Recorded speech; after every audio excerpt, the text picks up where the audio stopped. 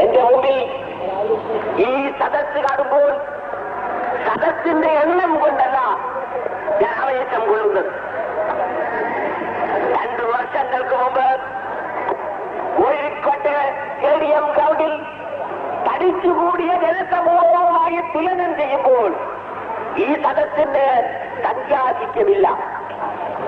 എന്നാൽ ഈ സദസ്സിലിരിക്കുന്നത് മുസ്ലിം സമുദായത്തിന്റെ നാളെയുടെ വാഗ്ദാനങ്ങളാണ് എന്നത് എനിക്ക് പ്രത്യേകമായ ആവേശം നൽകുന്നു.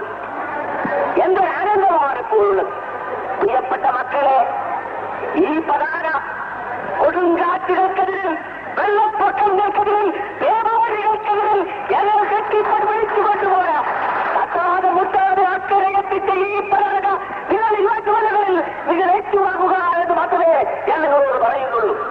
സുഹൃത്തുക്കളെ, നിങ്ങൾ ആരുടെയും അടിമകളാകരുത്, നിങ്ങൾ ആരുടെയും വേദവെട്ടികളാകരുത്, നിങ്ങൾ ആരുടെയും വെള്ളംപോരികളാകരുത്. ലാ ഇലാഹ ഇല്ലല്ലാഹ് മുഹമ്മദുർ റസൂലുള്ളാഹ് എന്ന കലിമത്ത് തൗഹീദിൽ വിശ്വസിക്കുന്നതിനെ ഒരു അപകർഷമായി കരുതാത്ത ഒരു കാലഘട്ടത്തിന് വേണ്ടി, നല്ല നാളേക്ക് വേണ്ടി സ്കൂളുകളിലും കോളേജുകളിലും മുസ്ലിംകളുടെയും അഭിമാനത്തോടുകൂടി കടന്നു ചെല്ലുവാനും നിങ്ങൾ ഒഴിവ് ദിവസങ്ങൾ അനുഭവിക്കുവാനും നിങ്ങളുടെ പാഠപദ്ധതികൾ അംഗീകരിക്കുവാനും നിങ്ങളുടെ ഭാവി പാത്രമാക്കുവാനുള്ള ഒരു നല്ല നാളേക്ക് വേണ്ടി മുസ്ലിം ലീഗിന്റെ പതാകയിൽ കീഴിൽ, MSFന്റെ കൊടിക്കുഴയിൽ കീഴിൽ അടിനിരന്ന് അടിവെച്ചണിയണിയായി മുന്നോട്ട് പോകുക.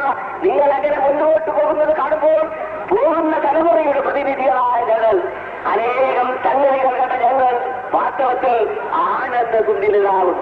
അവരന്ന് പറഞ്ഞതാണ്, വിദ്യാഭ്യാസം വരട്ടെ, സ്കൂളുകൾ വരട്ടെ, കോളേജുകൾ വരട്ടെ, ഈ മുസ്ലിം ലീഗ് ഉണ്ടാവുകയില്ല.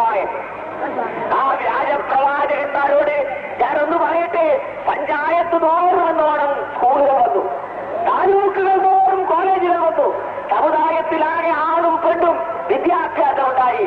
മുസ്ലിം ലീഗിന്റെ ഒരു പോറിൽ ഓടി വെച്ചിട്ടില്ലെന്ന് മാത്രമല്ല, ഈ യുവതലമുറ നാളെയുടെ പ്രതീകങ്ങൾ ഇവിടെ MSFന്റെ കീഴിൽ അണിനിരന്നിരിക്കുന്നു. മുസ്ലിം ലീഗിന്റെ സന്ദേശം കൊണ്ടുവന്നു. ഈ സമുദായത്തിലെ ഇന്നത്തെ തലമുറ മാത്രമല്ല, നാളത്തെ തലമുറയും നിങ്ങളും നിങ്ങളുടെ മക്കളും മക്കളുടെ മക്കളും എല്ലാം ഈ കൊടിക്കീഴിൽ തന്നെ അണിനിരന്നുകൊള്ളും എന്നതിൽ എനിക്ക് യാതൊരു സംശയവുമില്ല. ഒരു കാലം വരും, ഞങ്ങളത് കാണാറുണ്ടാകുമോ എന്ന് എനിക്കറിയില്ല. ഹിമാലയത്തിന്റെ കൊടുമുടിയിൽ നിന്ന് ഇന്ത്യൻ യൂണിയൻ മുസ്ലിം ലീഗിന്റെ പ്രസിഡന്റ് മുസ്ലിം ലീഗ് എന്ന് വിളിക്കുമ്പോൾ കന്യാകുമാരിയുടെ തീരത്ത് നിന്ന് സർക്കാരൻ സിന്ദാബാദ് എന്ന് വിളിക്കുന്ന കാലം വരുമെന്നതിന് യാതൊരു സംശയവുമില്ല. മുസ്ലിം ലീഗ് വിദ്യാഭ്യാസം കൊണ്ട് പിന്നോക്കം പോകുന്ന ഒരു സംഘടനയല്ല. ഗർഭിണിയായ ഒരു മുസ്ലിം മാതാവിന്റെ മുമ്പിൽ മുസ്ലിം ലീഗ് എന്ന് പറഞ്ഞാൽ ഗർഭത്തിലുള്ള കുഞ്ഞ് കൈ ചുരുട്ടിക്കൊണ്ട് സിന്ദാബാദ് വിളിക്കും എന്നതിൽ എനിക്ക് അതേയറ്റം സംശയമില്ല. ആ സംഘടന വാസ്തവത്തിൽ നിങ്ങൾ വിചാരിച്ചതുപോലെയാണ്. അതിന് കാരണമുണ്ട്.